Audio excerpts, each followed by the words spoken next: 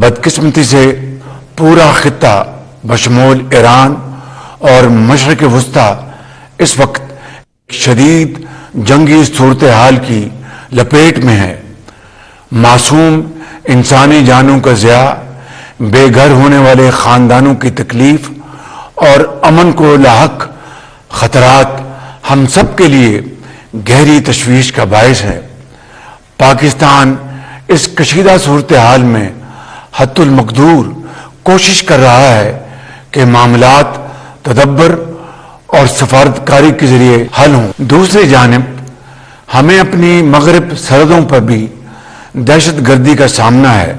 افغانستان میں موجود دہشت گردوں کے سہولتکاروں کی جانب سے ہونے والی در اندازی اور حملوں کے جواب میں ہماری بہادر افواج، ہمارے پرعزم اور بہادر سپہ سالار سید عاصم منیر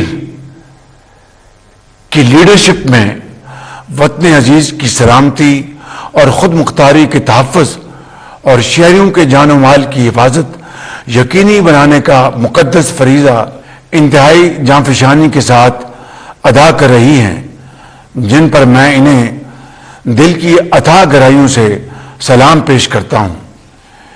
میرے بھائیوں اور بہنوں، ایران میں ہونے والے اسرائیلی بے ایمانہ حملوں کے نتیجے میں آیت اللہ سید علی خامنائی، ان کے اہل خانہ اور معصوم ایرانی بھائیوں اور بہنوں کی شہادت پر حکومت پاکستان اور عوام نے گہرے دکھ کا اظہار کیا ہے۔ ہم ان حملوں کی دو ٹوک الفاظ میں بھرپور مذمت کرتے ہیں۔ پاکستان اپنے برادر مسلم ممالک سعودی عرب، متحدہ عرب امارات، قطر، کویت، بحرین، اردن، لبنان، عمان، ترکیہ اور آذربائیجان پر ہونے والے حملوں کی بھی شدید الفاظ میں مذمت کرتا ہے اور جانی نقصان پر اظہار افسوس کرتا ہے۔ ان حملوں سے پورے خطے کے امن و استحکام کو سنگین خطرات لاحق ہیں۔ ان مشکل حالات میں میری ان برادر ممالک کے قائدین سے تفصیلی گفتگو ہوئی ہے اور میں نے آپ کی جانب سے ان ممالک کے عوام اور قیادت کو یہ پیغام دیا ہے کہ پاکستان اس آزمائش کی گھڑی میں ان ممالک کے ساتھ شانہ بشانہ کھڑا ہے، اور یہ بات یاد رہے کہ ہم ان برادر ممالک کی سلامتی اور استحکام کو اپنی سلامتی اور استحکام کا حصہ سمجھتے ہیں۔ عزیز اہل وطن، آج کی دنیا میں ایک ملک میں پیدا ہونے والا بحران چند ہی دنوں میں دوسرے ممالک میں پھیل جاتا ہے۔ آپ نے دیکھا کہ عالمی منڈی میں خام تیل کی قیمت جو چند روز پہلے تقریباً $60 فی بیرل تھی، وہ اچانک بڑھ کر $100 سے تجاوز کر گئی ہے۔ اگر حالات خدا نہ خواستہ یوں ہی بگڑتے رہے تو یہ قیمتیں قابو سے باہر ہو جائیں گی۔ میرے بھائیوں اور بہنوں، ہماری معیشت زراعت، صنعتوں، ٹرانسپورٹیشن اور روزمرہ کی زندگی کا زیادہ انحصار خلیج سے آنے والے تیل اور گیس کی فراہمی پر ہے۔ اسی حقیقت کو سامنے رکھتے ہوئے حکومت نے معیشت کے استحکام کے لیے نہایت اہم اور مشکل فیصلے کیے۔ ایسے انتظامی اور معاشی فیصلے جو ہرگز آسان نہیں تھے۔ ہم نے مالیاتی نظم و ضبط کو بہتر بنایا اور توانائی کے شعبے میں اصلاحات متعارف کرائیں تاکہ پاکستان کو درپیش توانائی بحران کو کم کیا جا سکے۔ تاہم ہمیں یہ حقیقت بھی تسلیم کرنی ہوگی کہ عالمی منڈی میں تیل اور گیس کی قیمتوں کا تعین پاکستان کے اختیار میں نہیں ہے۔ جب دنیا میں کشیدگی بڑھتی ہے یا خطے میں جنگ جنم لیتی ہے تو اس کے منفی اثرات براہ راست توانائی کی قیمتوں پر پڑتے ہیں۔ اسی طرح کے مشکل حالات آج ایک مرتبہ پھر عالمی سطح پر پیدا ہو چکے ہیں، جس کے اثرات ہم پر بھی مرتب ہو رہے ہیں۔ لیکن میں آپ کو یقین دلانا چاہتا ہوں کہ آپ کی حکومت ہر ممکن کوشش کر رہی ہے کہ ان مشکل ترین عالمی حالات کے باوجود پاکستان کی معیشت کو مستحکم رکھا جائے اللہ تعالیٰ کی مدد سے۔ میرے بزرگوں، بھائی اور بہنوں، حکومت کو حالیہ دنوں میں تیل کی قیمتوں میں جو اضافہ کرنا پڑا وہ بلا شبہ ایک انتہائی مشکل اور دل پر پتھر رکھ کر کیا جانے والا فیصلہ تھا، جس کی منظوری دیتے ہوئے میرے دل اور دماغ ایک کشمکش سے گزرے۔ دماغ کہتا تھا قیمت بڑھانے کے علاوہ کوئی راستہ نہیں، مگر دل کہتا تھا کہیں غریب نہ پھنس جائے۔ مجھے پٹرول اور ڈیزل کی قیمتوں میں موجودہ اضافے سے کہیں زیادہ اضافہ کرنے کی تجویز دی گئی۔ اس شدید مشکل میں سے ہم نے کوشش کر کے درمیانی راستہ نکالا تاکہ آپ پر بہت زیادہ بوجھ نہ پڑے۔ میرے بھائی اور بہنوں، آپ سب اس بات کے گواہ ہیں کہ گزشتہ برسوں میں پاکستان کو کس قدر مشکل معاشی حالات کا سامنا کرنا پڑا۔ ایک وقت ایسا بھی آیا جب پاکستان کو دیوالیہ ہونے کے خطرات کا سامنا تھا۔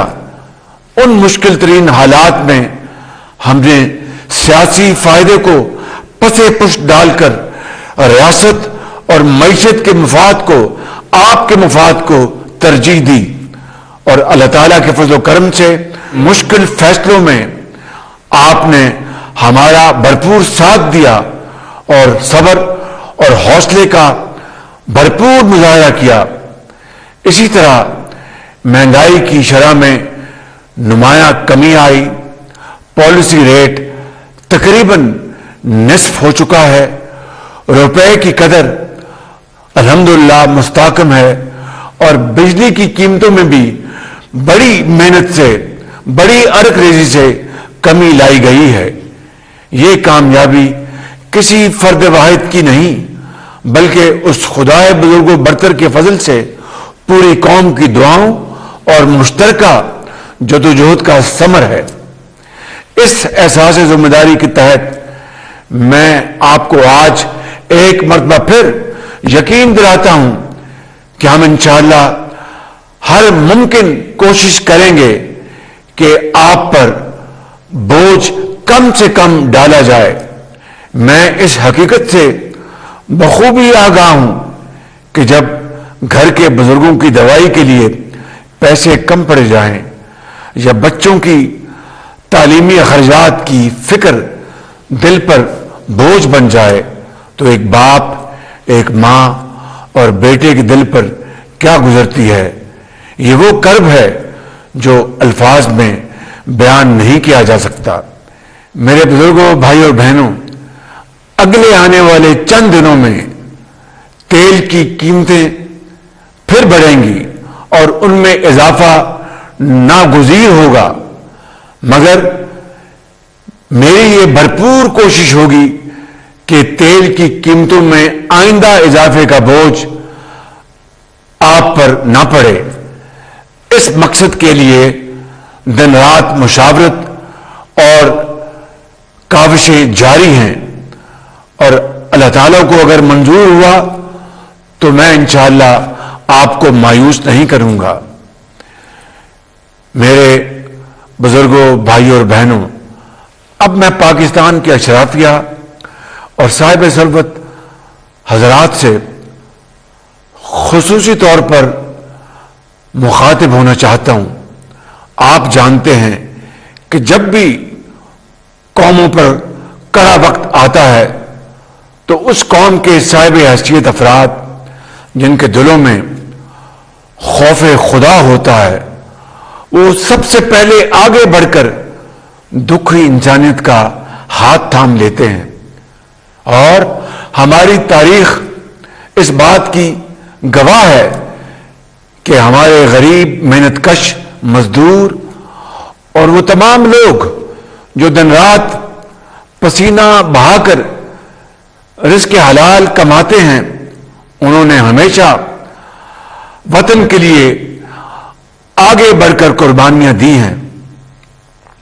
मगर आज वक्त आ चुका है कि अशराफिया आगे बढ़े, साहिब हैसियत लोग आगे बढ़ें और वो किरदार अदा करें जो जिम्मेदार माशरे के साहिब हैसियत तबके को दिल में खौफ खुदा रखते हुए करना चाहिए। इस तनाज़ुर में आज इजलास मुनक़िद हुआ जिसमें वफाकी और सूबाई हुकूमतों की जानिब से बचत, अवामी रिलीफ, कफ़ायत शारी और हुकूमती मामलात में सादगी इख्तियार करने के लिए मुतफ़क्का तौर पर बहुत अहम फैसले किए गए, जिनकी तफसील यूं है। नंबर 1, आइंदा 2 माह के लिए सरकारी महकमों की गाड़ियों को मिलने वाले तेल में 50% फिल फॉर कटौती की जा रही है, मगर इसमें एम्बुलेंसेस और अवामी इस्तेमाल वाली बसें शामिल नहीं हैं। 2, आइंदा 2 माह के लिए तमाम सरकारी महकमों की 60% गाड़ियों को बंद किया जा रहा है ताकि तेल की बचत हो। नंबर 3, आइंदा 2 माह के लिए काबीना के अरकान, वज़रा, मशीरान और मावनीन खुसूसी तनख्वाह नहीं लेंगे। नंबर 4, अरकान पार्लियामेंट की तनख्वाहों में से 25% कटौती की जा रही है। नंबर 5, 20 ग्रेड और इससे ऊपर के ऐसे अफसरान जिनकी तनख्वाह 3 लाख से जायद है, इनकी 2 दिन की तनख्वाह की कटौती करके अवामी रिलीफ के लिए, यानी आपकी रिलीफ के लिए इस्तेमाल की जाएगी।